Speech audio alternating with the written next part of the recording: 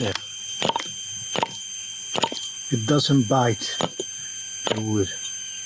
This is the angle. This is the angle I'm hitting the wood. Look at that. Nothing. And here's my reprofile Chinese unbranded unknown wood, unknown steel hatchet.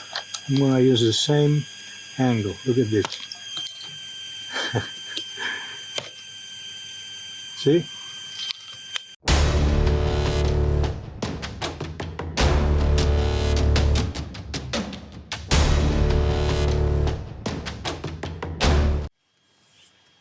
Hello everyone.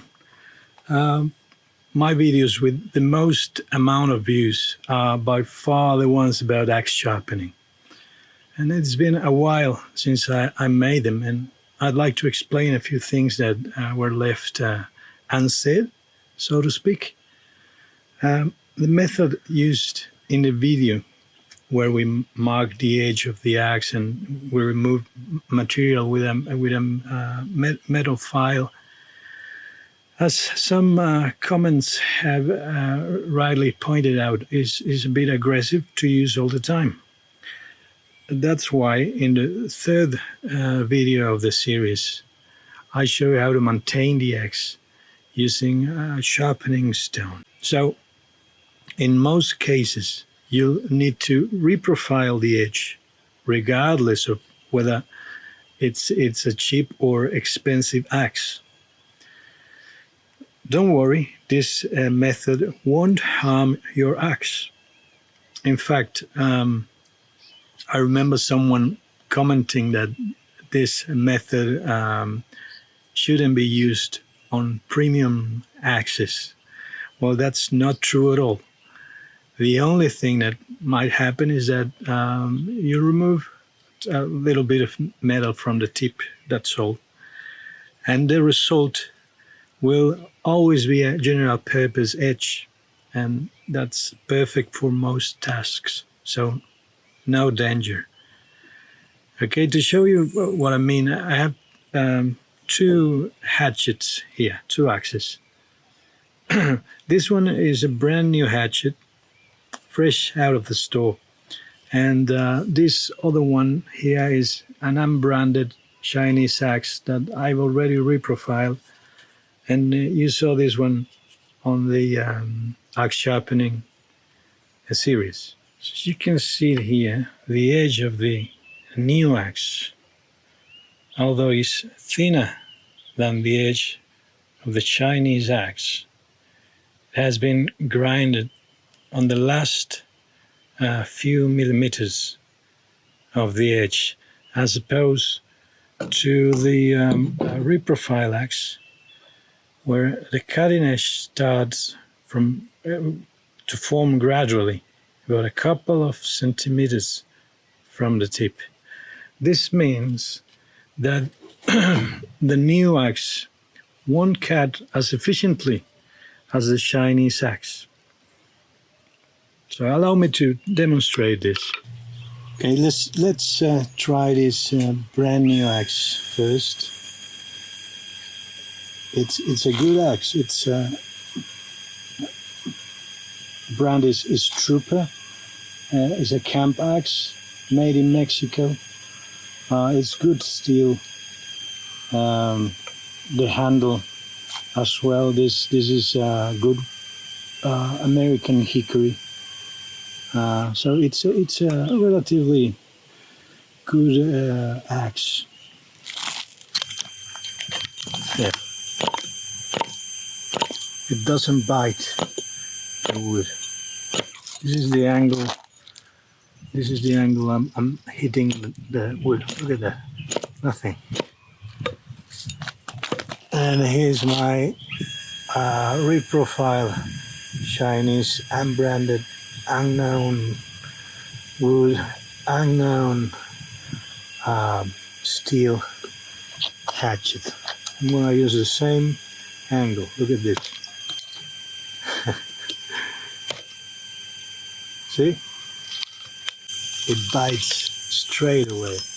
That's the profile working. It's a general purpose profile. It works, like a charm. Look at that. You can split with this. You can carve. It's it works super good. Now let's go back to the brand new axe. Look at that. It glances. I can't. Doesn't work. And that's all because of this profile.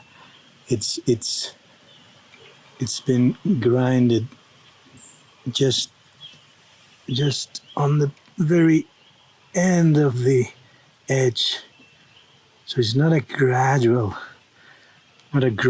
grinding. As opposed to this one, which is thicker, but it starts about 2 centimeters, half an inch, about half an inch if you're in the US. Well, I say almost an inch, 3/4. Or look at that, it's almost a finger from the tip, and it's a gradual grind.